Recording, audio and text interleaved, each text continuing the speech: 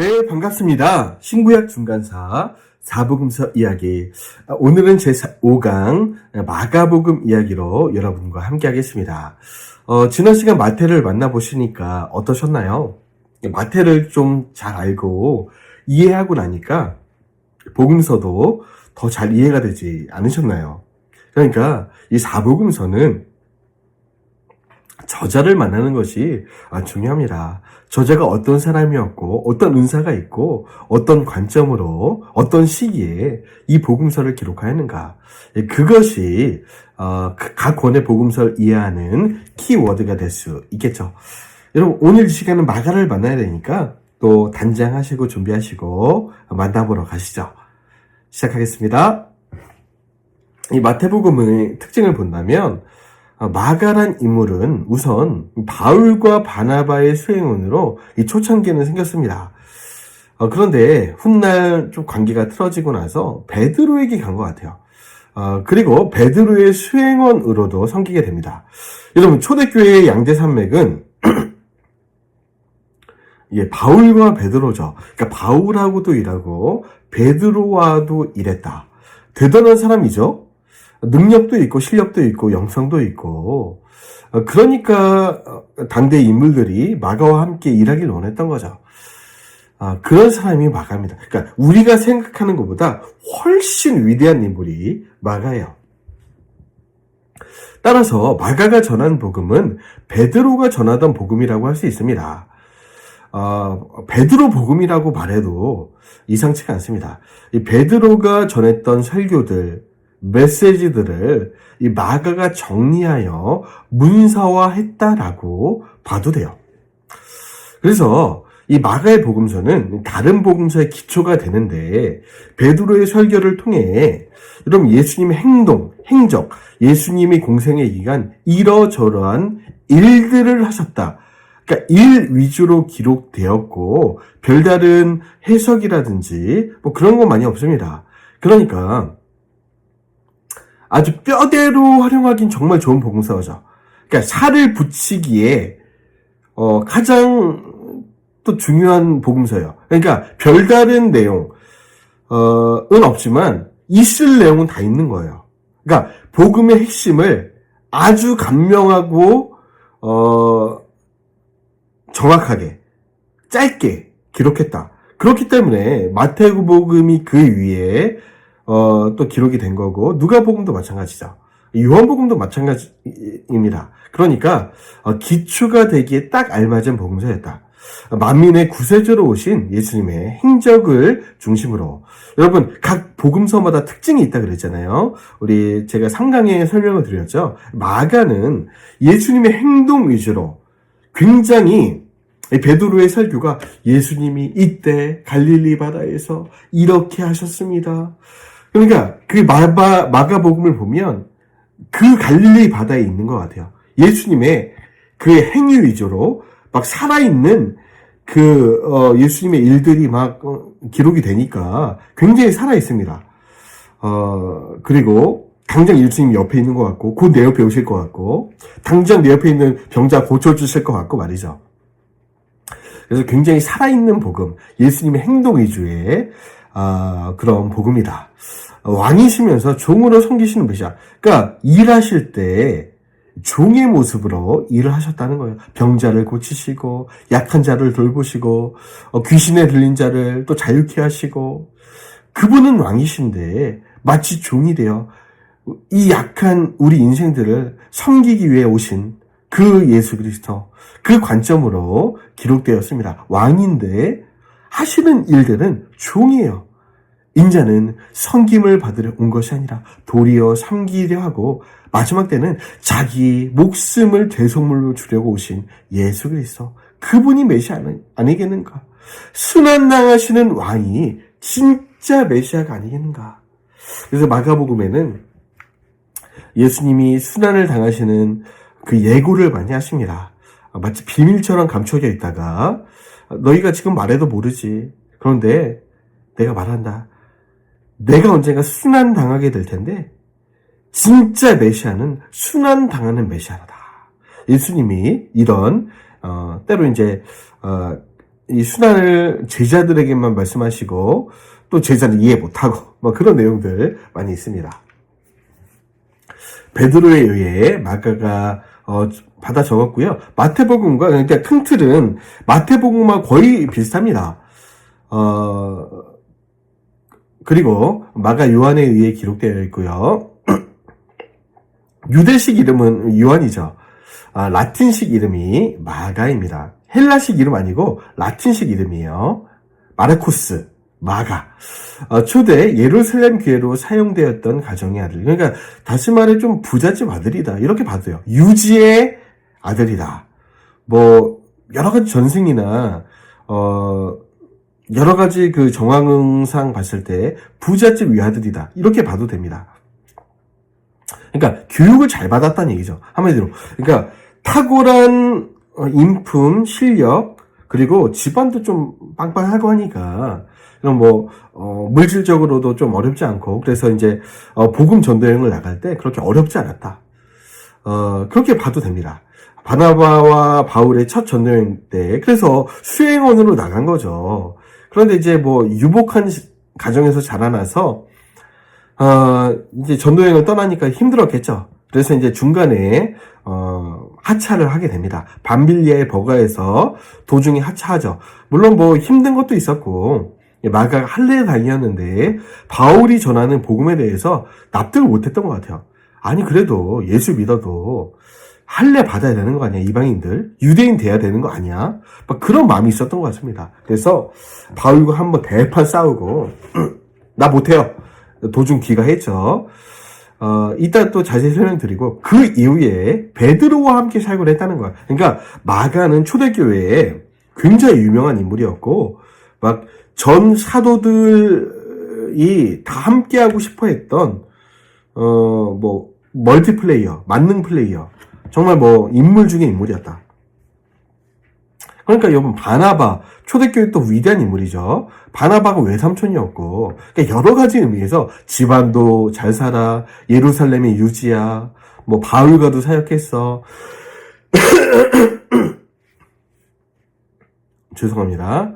예, 그런 의미에서 볼 때 인물이었다. 마태복음에 비해서 더 단순하다. 그러니까 마태복음 전에 기록되었던 것으로 봅니다. 그러니까 마태도 마가복음을 참고했다. 그러니까 살을 붙였다는 거죠. 마가복음 속의 공통적인 부분이 93%, 마태복음 58%, 누가복음 48%, 그러니까 교집합되었다는 거죠. 마가복음이 중심. 그러니까 마가복음의 내용은 다른 공간복음, 마태, 누가에 거의 뭐 공통적으로 많이 들어가 있다는 거예요. 그런데 뭐 길이도 짧지 않습니까? 마가복음이 제일 짧잖아요. 복음서 중에서. 그런데 있을 건 다 있어요. 여러분 마티즈, 뭐 요즘 뭐 경차 뭐 있잖아요. 뭐 작고 뭐 기능도 적은 거 같고 그런데 있을 건 다 있죠. 기어 있고 뭐 열쇠 있고 라이트 있고 있을 건 다 있잖아요. 뭐 100km 갈 수 있고 엑셀 있고 좌석 있고 물론 뭐 이게 디테일한 어떤 뭐 옵션들은 좀 적을지라도 경차라고 해서 무시할 수 있습니까? 있을 건 다 있잖아요. 그러니까 마가복음도 정말 중요한 예수님의 행적들, 내용들, 복음의 핵심들은 다 있습니다. 있을 건 다 있는데 조금 내용이 빈약할 수는 있다. 그래서 여러분 빈약한 것은 채워주는 거죠. 마태복음과 누가복음이 채워주는 이 모습을 보게 됩니다. 마가가 본 그리스도 이 내용으로 들어가 보면요. 세례 요한의 사역, 그리스도의 준비 있을 거 다 있죠. 그러니까 이 복음에 관한 모든 것은 다 있다. 그러니까 내용이 작고 연약할지라도 세례 요한 사역 있잖아요.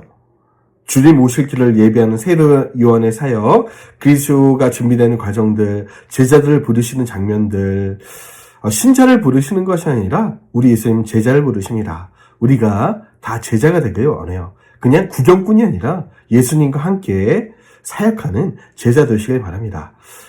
천국에 관한 비유들 있을 거 다 있죠. 비유 있습니다. 하나님 나라에 대한 비유들. 하나님 나라에 있는 것들이 이 땅에 없는 경우가 많기 때문에 천국은 마치 이와 같다 하면서 이 땅에 있는 것들을 가지고 설명을 합니다. 병자들과 귀신 들린 자를 고치시는 예수님의 그 사역 중심으로 기록되어 있다고 제가 말씀드렸잖아요. 그래서 막 마가복음 보면 이때 막 병자를 지금 1시간 전에 병자 고쳐서 그리고 곧 이동하셔요. 귀신 들린 자 고칩니다. 그리고 곧바로 막 갈릴리 바다로 가셔요. 벳사다로 가셔요. 정신없이 막 이동하셔요. 그래서 이 마가복음을 보면 막 하루 안에 이 일들이 다 일어난 것처럼 막 순식간에 예수님의 행적이 막 슉슉 막 홍길동처럼 이곳 가셨다 저곳 가셨다 전에는 귀신 들린 자 고치셨다가 그다음 병자 고치셨다가 막 지금 예수님이 막 홍길동처럼 다니십니다. 마가복음의 특징이에요. 굉장히 급하고 곧 이동하시고 바로 이동하시고 바로 사역하시고 7병 이후로 4,000명을 먹이신 장면들. 그리고 가이사랴 빌립보에서 베드로의 신앙 고백. 있을 건 다 있다 그랬죠. 중요한 내용은 다 있어요. 이 내용이 너무나 중요합니다. 베드로의 신앙 고백, 가이사랴 빌립보 판신전. 여러분 그 당시 로마 헬라 신상들이 모셔 있으면서 이 신이 진짜다고 외치던 세상의 중심에서 복음을 외치는 주는 그리스도시여 살아계신 하나님의 아들입니다. 정답을 외치는 거죠. 우리의 신앙도 언제나 어떤 상황에도 주는 그리스도시여 살아계신 하나님의 아들이십니다. 그 고백이 있어지길 소망합니다. 변화산에서 모이신 영광 있을 거 다 있습니다. 예루살렘에 올라가시는 길 가운데 바디메오 사건들, 순환에 대한 예고, 특별히 예루살렘에 올라가시면서 강조하시는데, 그러니까 예수님은 막 불의의 사고로 내가 순환 당하지 않아야 되는데 막 억지로 그냥 실수로 당한 게 아니라는 거예요. 하나님의 계획이라는 겁니다. 메시아는 순환 당해야 메시아라는 거예요. 그러니까 제자들이 나중에 예수님 돌아가시고 가서 오해하지 말라는 거야. 이건 불의의 사고가 아니라 구약의 성취이고 너희들뿐만 아니라 모든 인류를 구원하기 위한 당연한 순환이고 십자가고 채찍질 맞이다.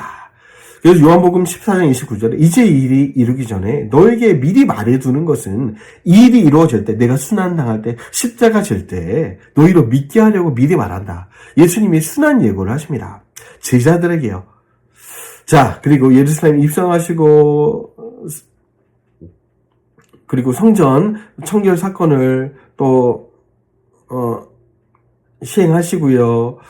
또 마리아 그 향유 옥합 사건이 또 일어나고요. 뭐 그런 내용들 있을 거 다 있습니다. 마지막 한 주간에 예수님이 또 교훈하셨던 많은 교훈들, 강론들 이런 것이 다 기록되어 있습니다. 짧죠? 그러니까 마가복음의 내용을 짧은데 다 있다.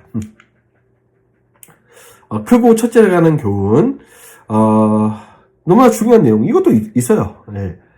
하나님 사랑, 이웃 사랑에 관한 이 구약의 모든 율법을 정리해 주시는 하나님 사랑, 이웃 사랑의 계명을 또 말씀해 주시고요. 또 종말론이 있습니다. 마태복음 24장이 마태의 종말론이라면 마가복음도 같은 내용이죠. 이 종말론이 기록되어 있고요. 향유 옥합 사건, 이 장소가 다행히 베다니 문둥이 시몬의 집에서 이 향유 옥합 사건이 있었다. 마가가 다행히 기록해 줘서 우리가 또 알 수 있는 거죠. 최후의 만찬 사건, 최후의 만찬은 금요일에 있었던 거 아닙니다. 목요일 저녁에 있어요. 그래서 이것이 오늘날 성례식 성찬식으로 기념하여 지키게 됐는데, 우리가 성례식 성찬식 할 때 또 이때 하셨던 우리 예수님의 이 예전을 우리가 또 그대로 지키는 거죠. 초대교회는 성찬과 비슷한 애찬을 매주일 나눕니다. 예수님이 제자들과 나누셨던 이 최후의 만찬, 이것을 이제 거의 뭐 매주일마다 나눴는데, 뭐 오늘날 교회들은 분기마다 혹은 뭐 한 달에 한 번 절기 때마다 하는 교회들마다 좀 특징들이 있죠. 그러니까 이 6월절 식사, 이 최후의 만찬은 예수님이 특별하게 목요일에 했다는 것 기억하시기 바랍니다. 원래는 금요일인데 예수님이 금요일에 십자가에 못 박히시니까 그 전날 하셨다는 거예요. 그리스도의 순환과 부활이십니다. 여러분, 이 마가에 대해서 좀 봐야 되는데, 마르코서는 라틴어 이름입니다. 당시 진보적인 사람들 중에서 헬라식 이름을 이중으로 가진 사람들은 꽤 있었죠. 대부분의 제자들 이중 이름 가지고 있었습니다. 그러나 라틴식 이름을 가진 사람은 흔하지 않았어요. 유대식 이름은 요한이었고, 바나바의 생질, 외삼촌이죠, 바나바가 정도만 알려져 있을 뿐 마가에 대해 자세한 정보는 남아있지 않지만 위대한 인물이고, 여러분 이름도 라틴식으로 지었고 집안도 잘 살았던 것 같고 예루살렘의 유지였고 베드로와도 사역했고 초대교회에 아주 유명한 아주 실력자였습니다. 그래서 바울과 바나바가 안디옥 교회와 예루살렘 교회를 오가면서 부조의 일을 감당할 때 같이 했고요. 첫 번째 전도 여행에 동행했는데 밤빌리아 페르게 버가에서 이탈하게 됩니다. 아까 그 이유는 설명드렸고요. 할례당이었기 때문에 이 바울이 전하는 이 복음이 너무 이제 이 급진적이기 때문에 꽤 보수적이었던 할례당인 마가의 입장에서 받아들이기 힘들었다. 첫 번째 이 사건을 통해서 바울과는 우선 갈라집니다. 그리고 나서 베드로와 같이 사역을 했고 베드로의 통역사로 일했던 것 같아요. 그런데 바울이 나중에 다시 찾게 된다는 거예요. 바울이 로마에 영구되어 있을 때 바울을 마가가 한번 찾아왔는데 바울이 마가를 용서했던 것 같습니다. 그리고 마가의 성장한 모습, 훌륭한 사역의 이 모습을 보고서 이 골로새에서에 보면 바울이 마가를 언급할 때 골로새에 이제 마가 올 텐데 잘 영접했으면 좋겠다, 이런 멘트도 또 적어놓은 것을 골로새서 4장 10절에 볼 수 있습니다. 이 마가는 할례당이었고 또 이 이유로 바울과 갈라졌지만 결국에는 바울이 마지막 순교를 앞두고 마가가 너무 보고 싶어 막 그렇게 얘기할 정도로 정말 위대한 사역자로 성장하였고 복음서까지 기록한 그런 인물이 되었습니다. 여기가 이제 마가의 다락방이라고 오순절 성령이 임했던, 또 6월절 식사를 했던 곳이라고 볼 수 있겠죠. 물론 딱 여기라고 볼 수는 없습니다. 우리가 다락방 하니까 작은 다락방 얘기할 텐데 그렇지 않겠죠. 굉장히 장정들이 막 12명이고 뿐만 아니죠. 수많은 그 주의 재림을 기다리는 문도들이 모이려면 굉장히 커야 되는데 이거보다도 크지 않았을까, 그렇게 생각이 됩니다. 그리고 마가의 도시는 지금 유럽과 알렉산드리아, 마가를 기념하는 도시가 있습니다. 베네치아, 알렉산드리아가 대표적이고, 그리고 영어식 이름 마크 엄청 많지 않습니까? 그러니까 이 한국에는 좀 마테가 더 유명한데 영미권에서는 거의 마르코스, 마르크스, 막스, 마크, 이 마가 굉장히 유명합니다. 그래서 마가가 나중에 다양한 언어를 구사했고 라틴어도 구사했고 마가의 라틴어 이름이라고 말씀드렸잖아요. 그래서 베네치아는 물론 알렉산드리아에 사역했는데 알렉산드리아에서 순교하게 되었을 때 훗날에 베네치아 사람들이 마가 이후의 일부를 베네치아로 가져다 기념교회당을 지었고 마가의 이름을 기념하는 광장을 만들었는데 성 베드로 광장과 함께 세계적인 광장이 되었습니다. 베네치아에 가면 있죠. 지금은 마가복음 읽지도 않으면서 사람들이 순례하긴 하는데 산마르코스 대성당 건물이 유명합니다. 모자이크가 굉장히 유명하다 그러죠. 저는 아직 안 가봤습니다. 그래서 여기이죠. 알렉산드리아 가도 마가 기념 예배당이 있습니다. 이렇게 마가 복음이 짧은 대로 강의도 짧게 끝났네요.